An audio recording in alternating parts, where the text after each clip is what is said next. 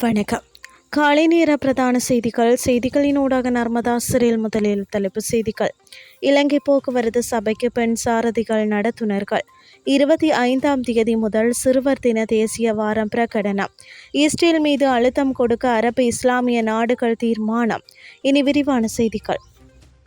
எதிர்காலத்தில் இலங்கை போக்குவரத்து சபைக்கு பெண் சாரதிகள் மற்றும் நடத்துனர்கள் ஆட்சேர்ப்பு செய்யப்படுவார்கள் என போக்குவரத்து அமைச்சர் விமல் ரத்நாயக்க தெரிவித்துள்ளார்.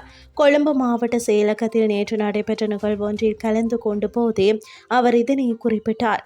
இலங்கை போக்குவரத்து சபையின் 25 டிப்போக்களை நவீனமயமாக்க நடவடிக்கை எடுக்கப்பட்டுள்ளதாகவும் அமைச்சர் இதன்போது கூறினார்.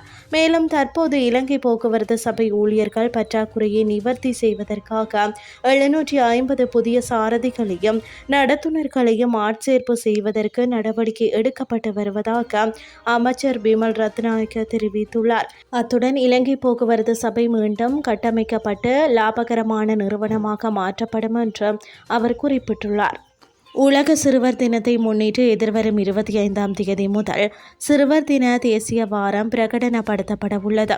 இலங்கை உள்ளிட்ட அதிகமான நாடுகள் அக்டோபர் 1ஆம் தேதி உலக சிறுவர் தினத்தை கொண்டாடுகின்றன. அதற்கமைய இந்த ஆண்டு அன்புடன் காப்போம் உலகை வெல்வோம் எனும் தொனிப்பொருளின் கீழ் சிறுவர் தினம் கொண்டாடப்பட உள்ளது. மகளிர் மற்றும் சிறுவர் விவகார அமைச்சின் நெறிப்படுத்தலில் நன்னடத்தை மற்றும் சிறுவர் பாதுகாப்பு சேவைகள் திணைக்களத்தின் ஏற்பாட்டில் உலக சிறுவர் தின நிகழ்ச்சி திட்ட கோவையை நடைமுறைப்படுத்துவதற்கு திட்டமிடப்பட்டுள்ளது. உலக சிறுவர் தின தேசிய நிகழ்ச்சி திட்டத்திற்கு இணையாக எதிர்வரும் 25ஆம் தேதி முதல் அக்டோபர் 1ஆம் தேதி வரை பிரதான தேசிய வைபவம் உள்ளிட்ட செயற்பாட்டு திட்டம் சிறுவர் தின தேசிய வாரம் 2025 என பிரகடனப்படுத்தப்பட உள்ளது. அதற்கமைய 25ஆம் தேதி சிறுவர் உரிமைகளை பாதுகாப்பதில் பாடசாலை அதிபர்களின் வகிப்பாங்கு தொடர்பாக தெளிவூட்டப்பட உள்ளது. 26ஆம் தேதி பாடசாலை மாணவர்களை ஏற்றி செல்கின்ற மோட்டார் வாகனங்களை நாடளாவிய ரீதியில் சோதனை செய்தல் மற்றும் ஸ்டிக்கர் ஒட்டுவதற்கும் பாடசாலை சிறுவர் பாதுகாப்பு குழுவை உருவாக்குதல் மற்றும் மீளமைத்தல் தொடர்பான நடவடிக்கைகள் முன்னெடுக்கப்பட உள்ளன. 27ஆம் தேதி சிறுவர் உரிமைகளை பாதுகாப்பதில் முன்பள்ளி ஆசிரியர்களின் வகிப்பாங்கு பற்றிய முன்பள்ளி ஆசிரியர்களை தெளிவூட்டுதலும் 28ஆம் தேதி பிள்ளைகள் போதைப் பொருள் பாவனைக்கு உட்படுத்துவதை தடுத்தல் பற்றி சமூகத்தை தெளிவுபடுத்தவும் நடவடிக்கை எடுக்கப்பட்டுள்ளது.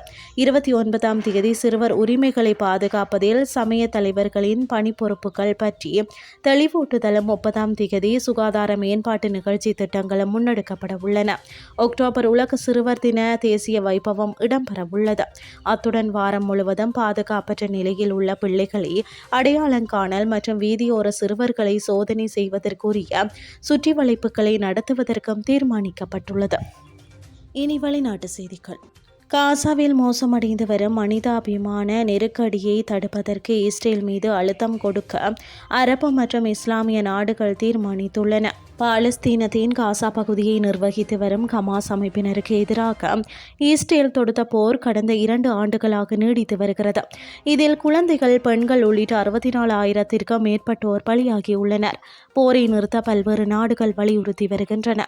இந்த நிலையில் கடந்த வாரம் கட்டாரில் உள்ள ஹமாஸ் அமைப்பின் தலைமையகத்தை குறிவைத்து இஸ்ரேல் வான்வழி தாக்குதல் நடத்தியது.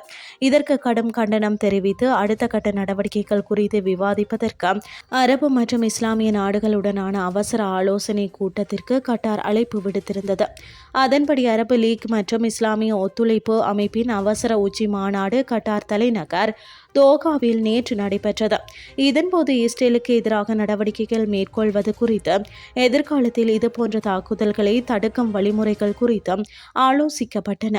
அத்துடன் காசா மோசமடைந்து வரும் மனிதாபிமான நெருக்கடியை தடுக்க இஸ்ரேல் மீது அழுத்தம் கொடுக்க அரபு மற்றும் இஸ்லாமிய நாடுகள் தீர்மானித்துள்ளதாக சர்வதேச ஊடகங்கள் செய்தி வெளியிட்டுள்ளன. இத்துடன் செய்திகள் யாவும் நிறைவடைகின்றது. அடுத்த இரவு 8:30க்கு எதிர்பாருங்கள். நன்றி.